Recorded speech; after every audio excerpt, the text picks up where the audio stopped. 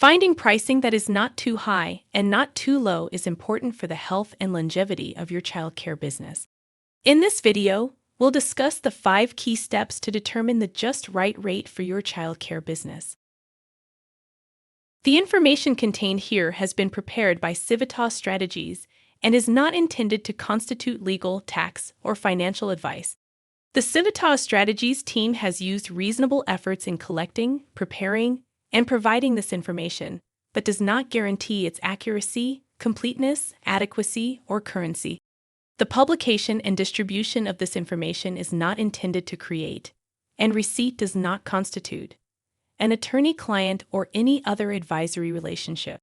Reproduction of this information is expressly prohibited. Today, we will discuss why you should worry about pricing, how you can find that just right rate in 5 key steps, and where you can look when you need help. Setting rates is one of the most difficult things you can do as a child care business owner, but it's also one of the most important. If your rates are too high, you're likely to lose families, which will result in less revenue. In the long run, you might go out of business.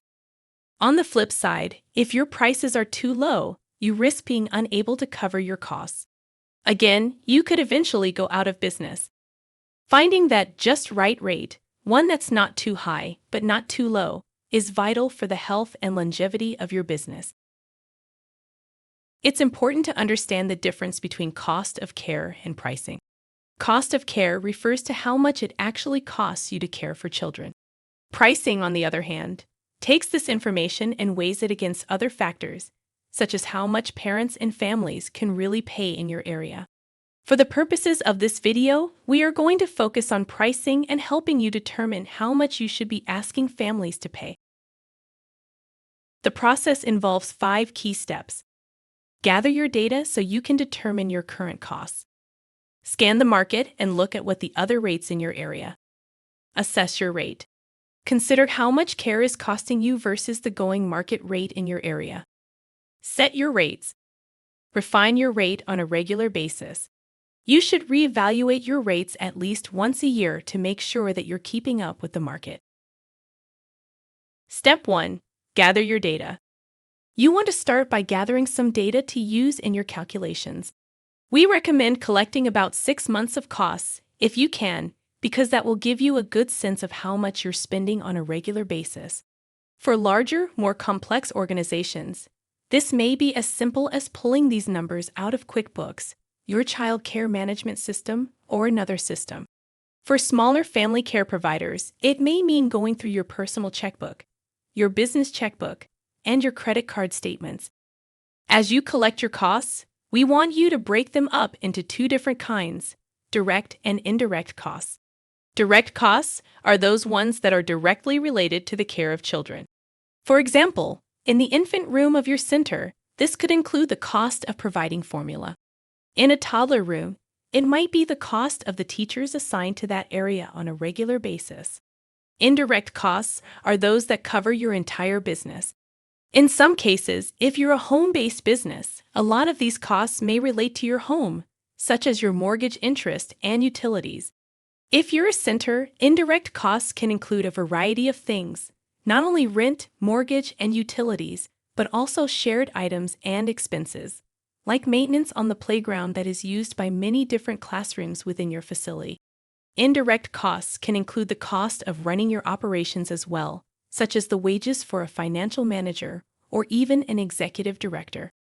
Once the costs are collected, you can organize them in 2 different ways. Having a per-child cost overall may be the easiest.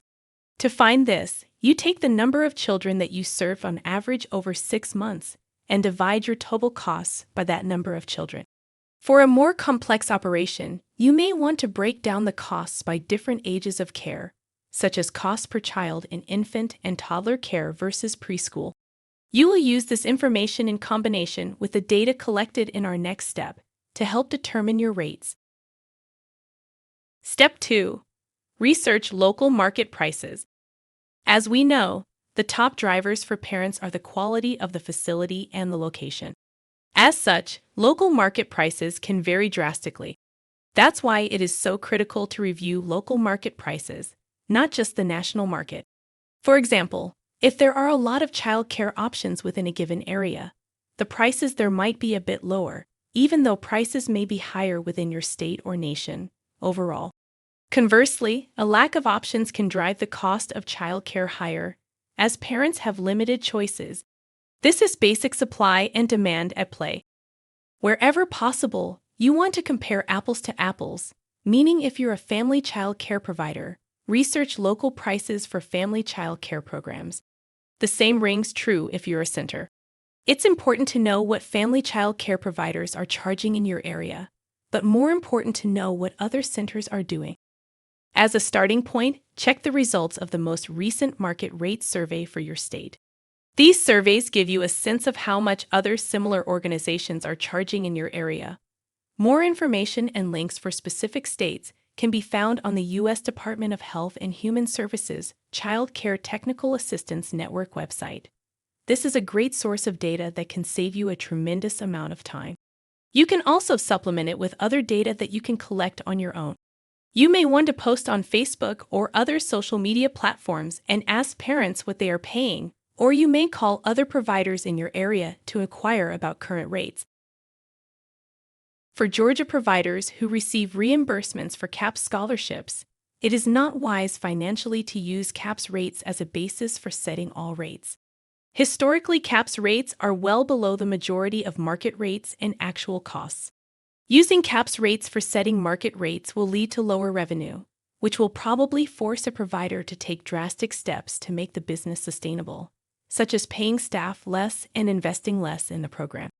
Those actions will put the provider at higher risk of facing long-term problems, including non-compliance with licensing standards, failure to meet higher quality standards, and frequent staff turnover.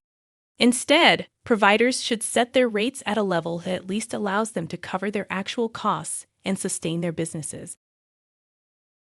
Step 3. Assess your rate. So far, we have how much it costs you to care for children, and you have a sense of what parents are paying for care in your local market. Now, we have to come up with a number for your rate. To do this, we need to determine your profit margin. Sometimes, child care business owners get uncomfortable talking about profit as it sounds devious or wrong that you're trying to profit off of families. Profit is critical. It's what helps compensate you for your long hours and hard work, and it contributes to the long-term viability of your business. Generating a profit is what allows you to set aside funds to repair that fence in the backyard or invest in training for your teachers so you can keep up with the latest needs of children and families. Profit is important to the long term for your business, your employees, and the children that you serve. As a starting point, you can create a profit margin by simply setting a percentage. For example, maybe you want to aim for a profit margin of 15 to 20%. If you have a 15 or 20% margin, what does that mean for your total rate? Essentially, what you want to do is take the current costs you have, add in the profit margin, and then that total is your rate. Costs plus profit margin equals rate. Step 4. Set your rate. Now you've created a few different rates to look at with different profit margins. You also have data on what the market can bear. How do you then determine a rate? The first thing you want to do is look at those rates you have calculated. How does your potential rate compare to the market? Is there one that is closest to what the market is currently bearing? You also want to consider what you're currently charging in comparison to your new rate. What are parents able to pay for children in your care? You can also compare your potential rates directly to the market rate at the 75th percentile, which is a higher than average rate, and then show the dollar difference. If you find that the market rate is far below what you are currently charging, consider adjusting your rates to increase the number of children in your care, if possible. Conversely, if the market rate looks like it's far higher than what you're charging, maybe it would be a good time for an increase in your rate. Again, this increase isn't about trying to take from families, but rather ensuring that your business will remain viable into the future so that you can continue to provide your services to families in your area. Step 5. Reevaluate your rate annually. Pricing is an exercise you should do at least once a year. Feedback from parents and guardians about your rate may also be another factor that can trigger a rate reevaluation. If you find a rate change is warranted, you may want to first think about testing new prices. In some cases, if you have to do a price increase, it is tempting to do it all at once and do it as soon as you realize the price increase is needed. However, you may want to do it incrementally. In other words, rather than increase your price by 15% all at once, perhaps you slowly increase by 5% every 3 months over a 9-month period. This approach allows parents to adjust to the new pricing and also lets you put the brakes on the pricing changes if you start to get negative feedback.